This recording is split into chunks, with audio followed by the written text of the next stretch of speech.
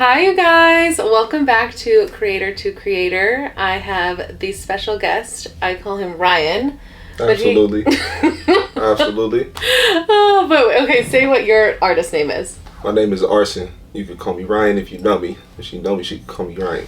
You motherfuckers, y'all can't call me Ryan. I have permission. Special permission. You can earn the permission. You feel me? You can earn that dialogue. How did I earn it? You feel me? You just earned it from being genuine. Oh, that's a good one. You feel me? Thank you.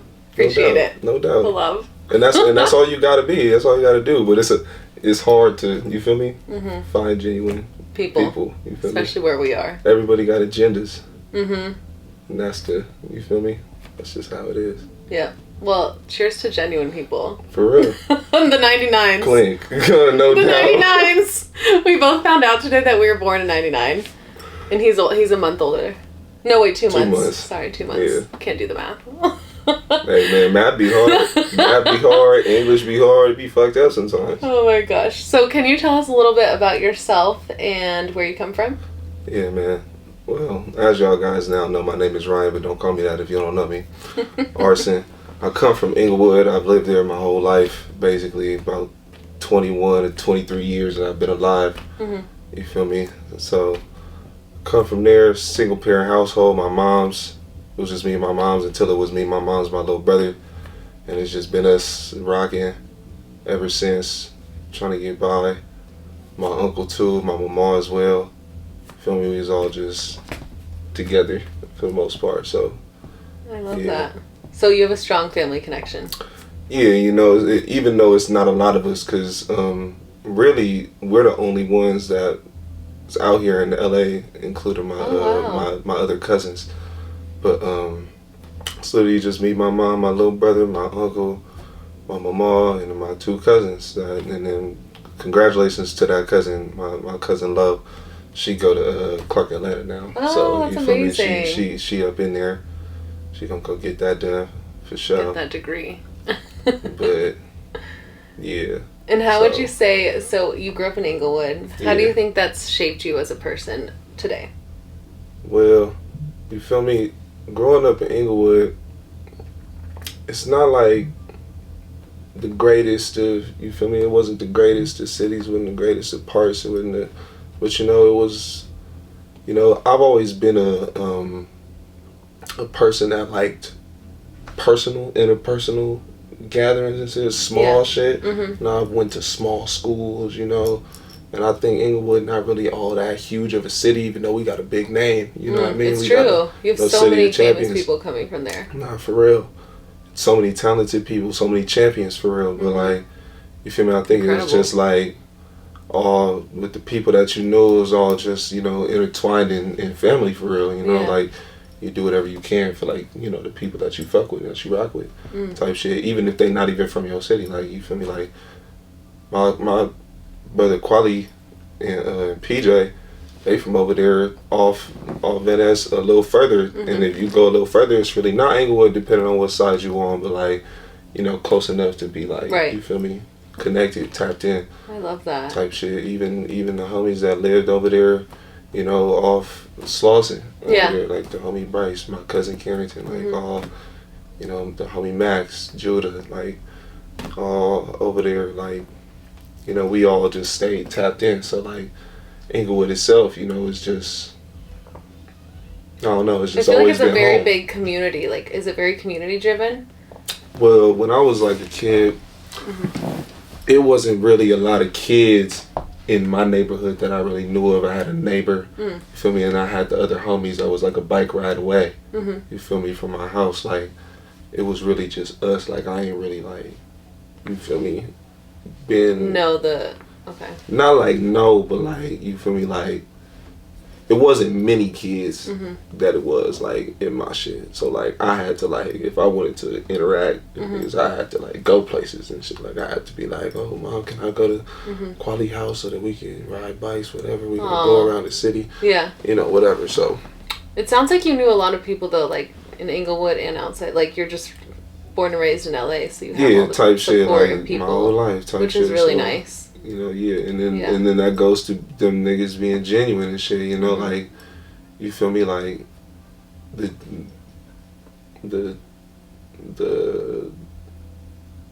I don't even know. The genuinity or... if that was a word. Is that a word? I don't know. I think I just made that up right now. That mean that you're a rapper, because rappers be making up whatever they want as long as it's hard and as long as it works. Hey, we made it work. Nah, you got to.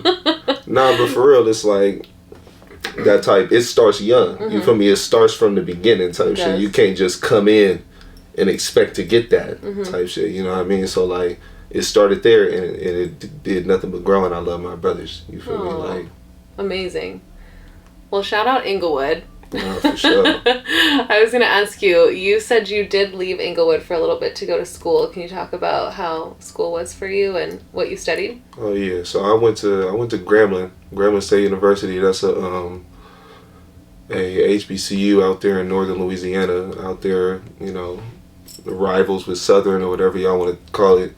I don't know about rivals, but you know, they talk about it, so we didn't let them talk about it. But I mean, you know, I had a good experience, especially at HBCU. It's a great place, you know, for young black people to you know, get their bearings of who they are and, you know, what the ancestors have sacrificed, you know, get what we have now, and to take advantage of that, especially through our own systems type. So I had a good experience. It was great. It was fun. Homecomings, Spring Fest, all of that shit was always a good time. All the homies that I met there, even if we not fully like tapped in no more, because they all from different areas type shit. Like, you know, when you get to college, everything different, especially when you leave where you from. That's true. And it's crazy because there was actually hella, when I got to college, and I was, you know, tapped into like some of the West Coast club members, and these niggas is from Inglewood too and shit. I'm like, what the fuck?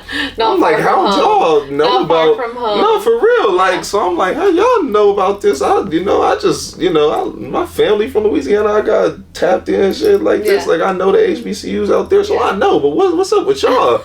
Because there was a lot of them. Like, wow, so you met a lot of people from Inglewood. It was crazy. Like, and I ain't really know, but like, even just LA in general, like, it was just a lot of us for real. Like, and I'm not gonna lie, the parties out there, they cool or whatever, you know, playing some Boosie Badass and shit. That shit cool. But you feel me? The West Coast parties out there used to really jump. I'm not gonna lie. And, you guys brought the party. They didn't used to get shut down for real. That's like just statistical fact. You can argue with your homies, like, because I don't know. We didn't get shut on God until it was time to go, and they playing that shit. Wow. For real. But it was a great time, you know, traveling, even seeing different parts of Louisiana. Like, I would go to New Orleans. Not like I've never been to New Orleans or Baton Rouge before, because that's where most of my family is from. Yeah. But like going down there for, you know, I haven't been to Mardi Gras, but the Bayou Classic and all that whole atmosphere on Bourbon Street and all that shit. It's just, you know, it was a good place for me. Yeah. And like I said, I've been like an intimate person, you know, since I was like a youngin'. I liked small gatherings. You know, I keep my circle small. Yeah. You know, I went to small schools. Everything's just, you know, small. Intertwined. You feel me? Yeah. The shit we doing, the shit we trying to do is big though. You feel me? But everything's just intertwined. Like, we all tapped in and we can all see. You feel me? What we on. The shit we do is big. But you know I'm listening. Sorry. No, yeah, I feel you. But yeah, Grambling is, you know, it was just a good experience for me, and I got my major in mass communication, or actually, no, I'm tripping. I got my major in business management and marketing, but I used to do mass communications. I went to school undecided because I didn't really know for real like what I really wanted to do coming out of high school. I'm just a little dumbass, but not even. Got there and I was taking some mass communication classes because I was like, oh, like I like sports, so like, and I used to like talk shop about sports with people all the time. So I was like, oh, I could be like a sports analyst or a journalist or whatever. I could write good. I knew that I could write good, so you feel me? I tried to do that, and then I was like, I just had to sit down and think to myself. I was like, I really don't want to do this for the rest of my life. Like, I don't want to argue with niggas for the rest of my life. I don't want to, you feel me? I don't want to have to study all these, like, specific stats and numbers and years and whatever. I was like, that's a lot, and I got to do it for multiple sports if I want to be at the level that these people are at. Like, I'm like, oh yeah, no, I'm cool on that. That's a lot of, you feel me, putting shit up here that I don't really need or like really truly care for it. You feel me, truly care for it. But everything is business now, so you feel me, like you learn how to do that, you can get through a lot of shit. You know what I mean? So we were kind of talking about it. We were like, I feel like marketing and being a business major probably sets you forward in the music industry, huh? Yeah, for sure. Sure. It could definitely segue into that, especially with the people that I know and the people that's coming up with me, and you feel me? So that can definitely help when we get through those doors. Yeah. You know what I mean? Amazing. Yeah. Aw. Amazing. Well, I wanted to ask you for my next question is, what is your creating process like? My creating process. You know, most times, I'm a writer. I really like to compose, and I like to set the tone of most of my music. So I got a bar like that. Fuck matching the energy. I'm setting the tone. So so I really like to get into a real good space, writing like mentally, and just shut everything out and just write how I feel, and then I could put it to beats later.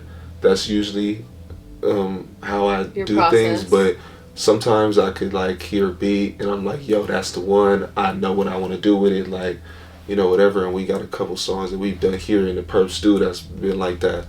Shout out. Yeah, shout out to Perp Stew, because this shit hard.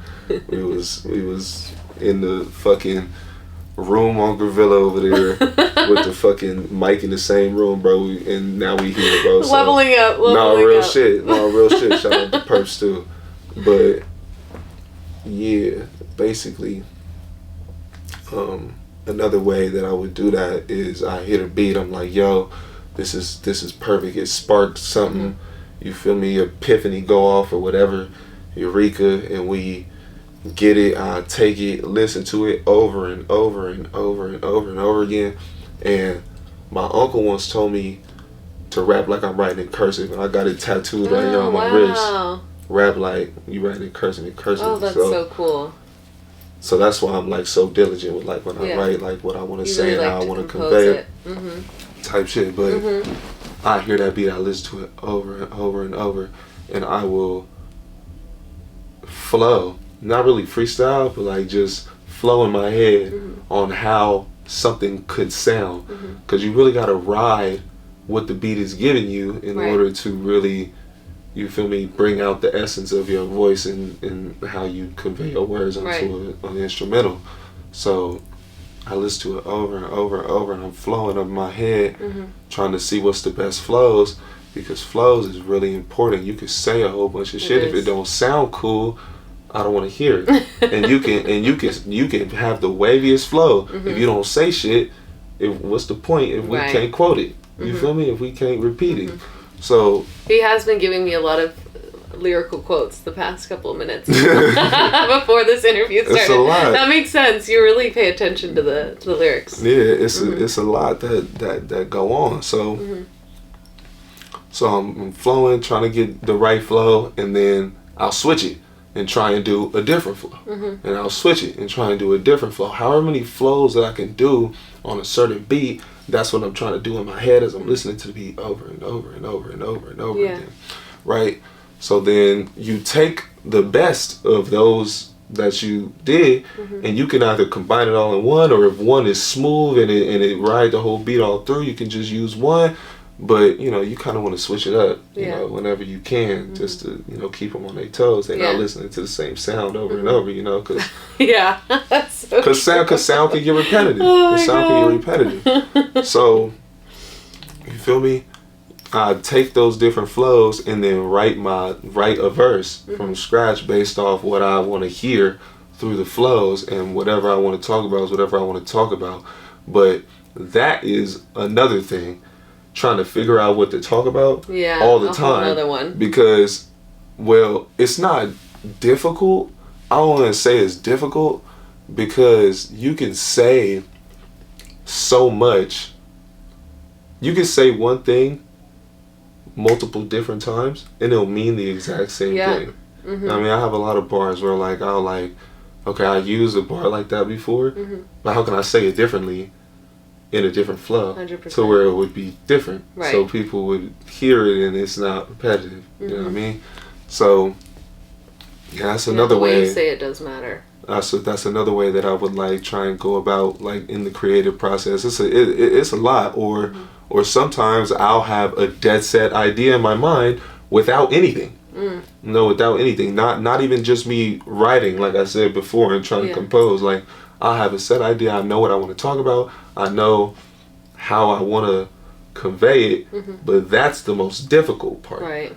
Because that's when it's like, okay, everything in your mind right now is specific, so you have to make everything conjoin correctly. But sometimes it don't always work out like that. Yeah. You know, like I will write a verse one day, say it, record it, we'll listen to it back. It'll sound cool. It'll have bars and all that shit. But you know, not I don't feel it, but it don't feel right. Right. You know what I mean? Like it don't go there. Everyone has their own unique process, so that's why I like to ask people like what their thing is. Yeah, type shit. And so what would you say inspires you? Others. Other people. To see so much talent around you and to know that you're only one of those talents is humbling, but it's fueling. Because you can either, you know, resent people for that, or you can applaud them for it and feed off of it, right? Because that's like it's a great way to the look type at it. of what you put into it, right? Like you can either put hate into it and like, you feel me, not learn, or you can applaud people for what they do. Yeah. And try and elevate them through what you can do. Right. Right, so that you can get the most out of the situation for each other. 100%. You know what I mean? So people, other people of other talents truly inspire me. I love that. Also, honestly, the thought of me, the thought of why I do it inspires me, why I do the music thing. Because honestly, I want to be known, I want to be acclaimed for what I know or for what I do, but I don't want to be a celebrity, because to be a celebrity is to play a role, right? Yeah, and I don't really want to play a role, but I do want to be known for what I do. But famous is a thing. Like I'm not doing it for the fame, that to be on that pedestal, right? Now, everybody, well, some people might say they don't do it for money either. I'm never gonna say that, because money is an object in this world, and we do need it, right? And it, you know, money's a crazy concept, though. It is. But other money, topic. yeah, it's a different time, it's a segue, but money is necessary in the society that we live in. So I definitely do want to be paid for what I do, because I know that I do it good. And you're not supposed to do nothing that you do good for free, right? And in any aspect.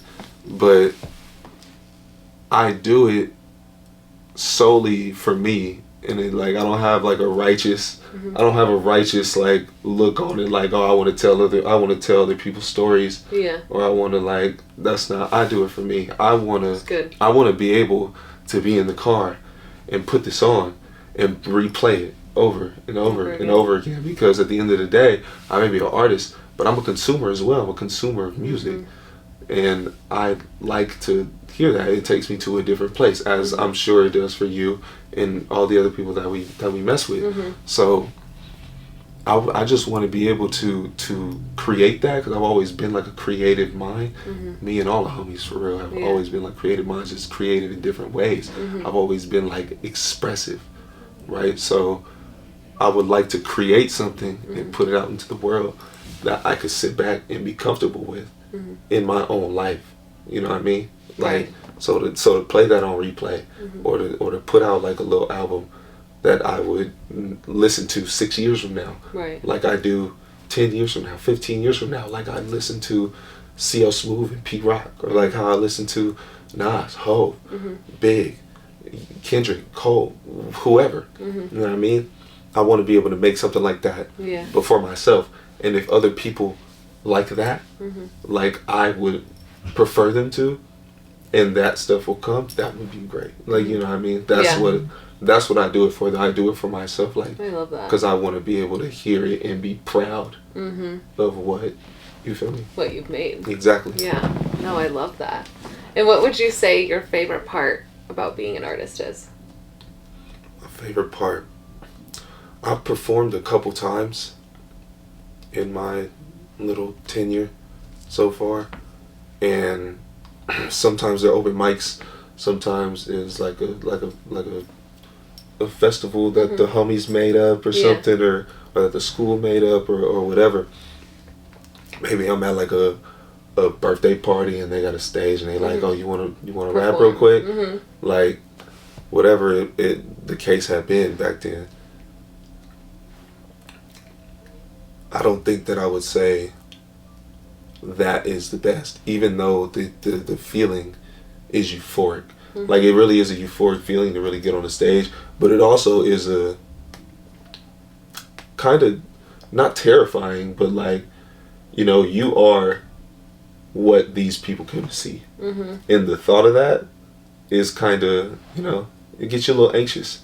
But I think I like the process of creating it, especially with the talented people that I'm around, like Cyrus when he's on his shit cooking up right here, or my nigga Kojima when he's on his shit cooking up, or the homie Skyland or Leno when we rapping, like, it just, the homie Bryce, like, it just takes us to a different world, to a different area. 100%. And that just, I don't know, just makes it so much fun, like, to want to do it. That's why I'm always in the studio all the time. I actually don't even have a lot of songs drop, because I'm always in the studio, because that shit is what makes this so fun. You know? So true. The studio is the greatest. I mean, we're here right now. It's like my happy place, which I'm sure you can relate. For real.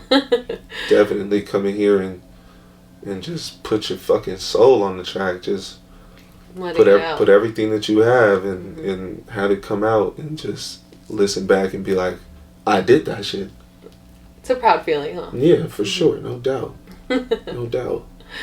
So if you could collaborate with anyone, well, let's say 3 artists, who are those 3 artists, and who, like, why?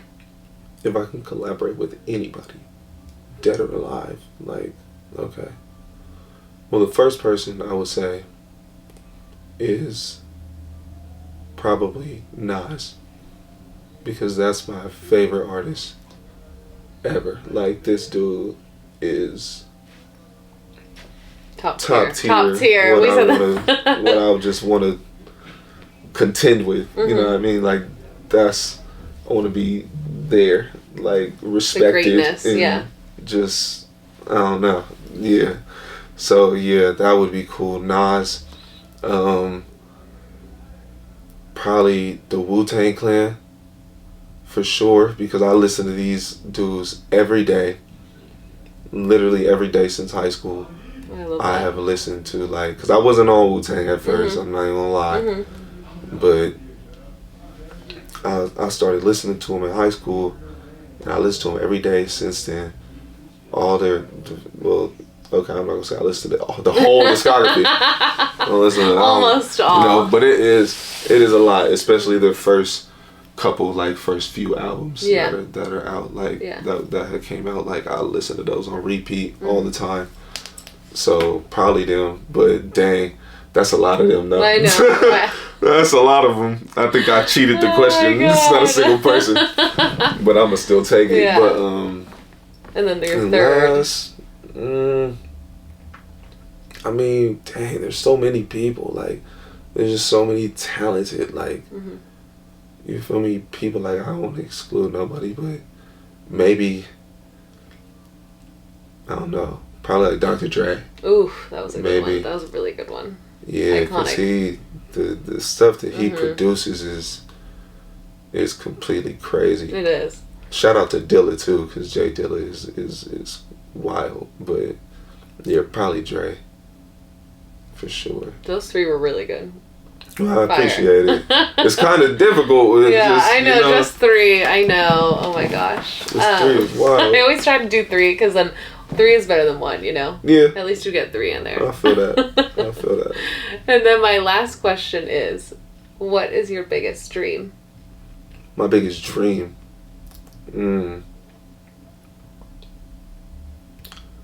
I actually got a bar. I got a bar from the song that we Let's made hear it. a Let's while hear ago. it. I said, what I say? I said, but I'm going to be the best to ever write in my own right. And I ain't stopping till I'm at Hove height. Or until the back of me is facing them strobe lights while my front is to the crowds and they singing my songs right. That's my dream. Oh, I love that. I want to be able to,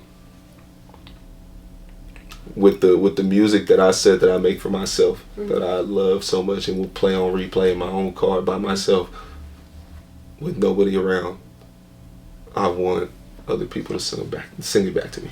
It's an amazing dream. Yeah, it means a lot. Don't you think? No, for sure. Just to have someone know, know and hear the music that you're saying and it's being understood and it by really people. Impacted them the way that you wanted it to. Yeah. That's like, that's an amazing dream. That's definitely I used to have a widget on my phone. I got a new phone because I stole it, but I used to have a widget on my phone that was it was a picture of 50 Cent like at a venue, and it's just the back of him with all the lights. Amazing. That are up, and he's just rapping to him and artist dream. Yeah, that's definitely the move. Yeah. Oh. Well, it'll happen soon. I'm excited. We'll circle back to see in the next 5 years what's going to happen. I'm excited to see what you conquer. Man, I appreciate it. Me too. Because I know that I got something that people want to hear because I want to hear it. Yeah. Feel me?